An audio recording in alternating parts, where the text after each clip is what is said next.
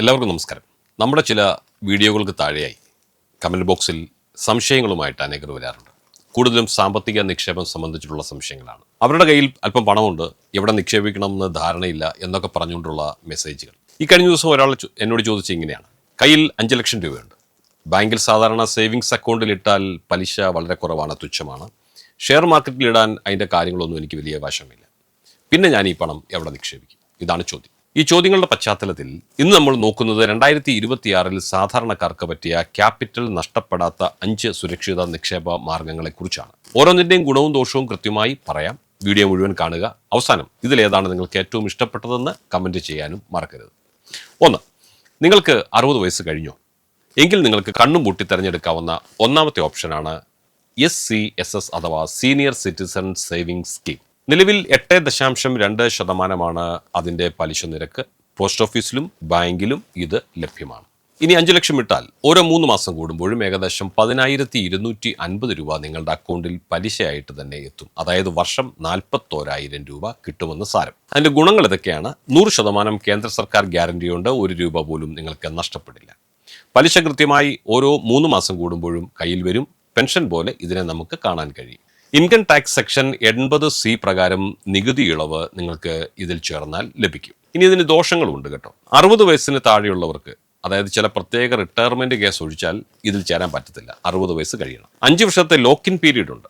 കാലാവധിക്ക് മുമ്പ് പണം പിൻവലിച്ചാൽ 1% മുതൽ 1.5% വരെ പെനാൽറ്റിയായി നിങ്ങൾ നൽകേണ്ടി വരും. ഇതിൽ നിന്ന് കിട്ടുന്ന പലിശയുടെ തുക നിങ്ങളുടെ ടാക്സ് സ്ലാബ് അനുസരിച്ച് ടാക്സബിൾ ആണ്, ടാക്സ് കൊടുക്കേണ്ടി വരും. ഇനി 2, കുറച്ചധികം വർഷത്തേക്ക് റിസ്ക് ഇല്ലാതെ വലിയൊരു തുക സമ്പാദിക്കാൻ നോക്കുന്നവർക്കുള്ളതാണ് പബ്ലിക് പ്രൊവിഡന്റ് ഫണ്ട് അഥവാ PPF. നിലവിൽ 7.1% പലിശ.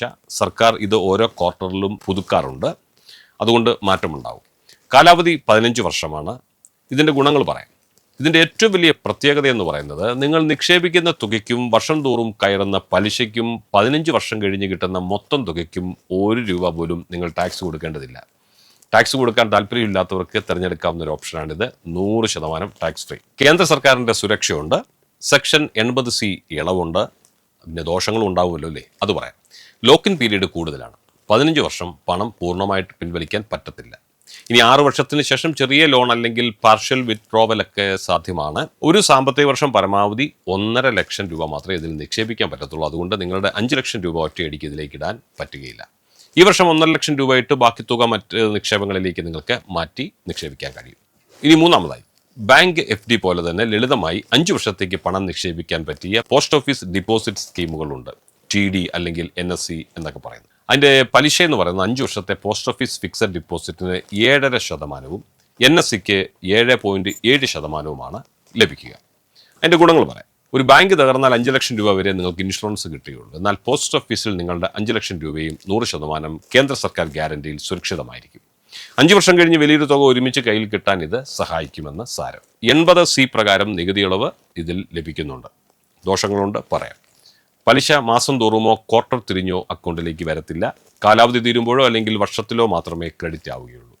കാലാവധിക്ക് മുമ്പ് പിൻവലിച്ചാൽ പലിശ നിരക്ക് പകുതിയായി കുറഞ്ഞു പോകും. ഇനി 4ാമത്തേത്, നമുക്കെല്ലാവർക്കും ഏറ്റവും പരിചയമുള്ള ബാങ്ക് ഫിക്സഡ് ഡിപ്പോസിറ്റ് FD. 2026 പ്രമുഖ ബാങ്കുകളിൽ സാധാരണക്കാർക്ക് 7% വരെയും മുതിർന്ന പൗരന്മാർക്ക് 7.5% മുതൽ 8.25% വരെയും പലിശ ലഭിക്കുന്നുണ്ട്. ചെറിയ ചില സ്വകാര്യ ബാങ്കുകളിലും സ്മോൾ ഫിനാൻസ് ബാങ്കുകളിലും ഇതിൽ കൂടുതൽ പലിശ കിട്ടും. ഗുണങ്ങൾ പറയാം. ഏറ്റവും ലളിതമാണ്. നിങ്ങളുടെ മൊബൈൽ ബാങ്കിംഗ് ആപ്പ് വഴി വെറും 2 മിനിറ്റിനുള്ളിൽ FD തുടങ്ങാൻ കഴിയും. ഫ്ലെക്സിബിലിറ്റി കൂടുതലാണ്. 7 ദിവസം മുതൽ 10 വർഷം വരെയുള്ള കാലാവധി നിങ്ങൾക്ക് തിരഞ്ഞെടുക്കാം. വേണമെങ്കിൽ ഈ FD ഈട് വെച്ച് ലോണും എടുക്കാം. 100% സുരക്ഷിതമാണ്. RBIയുടെ കീഴിലുള്ള DICGC നിയമപ്രകാരം ഒരു ബാങ്ക് പൊളിഞ്ഞു പോയാൽ പോലും നിങ്ങളുടെ 5 ലക്ഷം രൂപ വരെയുള്ള നിക്ഷേപം, അതായത് മുതലും പലിശയും, ഇൻഷുറൻസ് വഴി പൂർണ്ണമായും തിരികെ ലഭിക്കും. അതുകൊണ്ട് 5 ലക്ഷം രൂപ ബാങ്കിലിടുന്നത് പൂർണ്ണ സുരക്ഷിതമാണ്. ദോഷങ്ങളെക്കുറിച്ച് പറയാം. വലിയ പൊതുമേഖലാ ബാങ്കുകളിൽ പലിശ നിരക്ക് പോസ്റ്റ് ഓഫീസിനേക്കാൾ കുറവായിരിക്കും. 1 വർഷം കിട്ടുന്ന പലിശ 40,000, സീനിയർ സിറ്റിസൺസിന് 50,000 വരെ. അത് കടന്നാൽ ബാങ്ക് തനിയെ 10% TDS പിടിക്കും. ടാക്സ് പരിധിയിൽ വരാത്തവർക്ക് 15G 15H ഫോം കൊടുത്ത് ഇത് ഒഴിവാക്കിയെടുക്കാനും കഴിയും. ഇനി 5ാമത്തെ കാര്യം, ബാങ്ക് FDയേക്കാൾ അല്പം കൂടുതൽ ലാഭം വേണം, എന്നാൽ ഷെയർ മാർക്കറ്റ് പോലെ വലിയ റിസ്ക് എടുക്കാനും താല്പര്യമില്ല എന്നുള്ളവർക്ക് പറ്റിയതാണ് ഡെബിറ്റ് മ്യൂച്വൽ ഫണ്ടുകൾ. ഇവർ പണം നിക്ഷേപിക്കുന്നത് സർക്കാർ ബോണ്ടുകളിലും കോർപ്പറേറ്റ് സെക്യൂരിറ്റികളിലുമാണ്. പ്രതീക്ഷിക്കാവുന്ന റിട്ടേൺ 6.5% മുതൽ 8% വരെ. സ്ഥിരമായ പലിശ ഇത് ഉറപ്പ് നൽകുന്നില്ല കേട്ടോ. അതിന്റെ ഗുണങ്ങൾ പറയാം. ബാങ്ക് FDയേക്കാൾ ചില സമയങ്ങളിൽ മികച്ച റിട്ടേൺസ് തരാൻ ഇതിന് സാധിക്കാറുണ്ട്.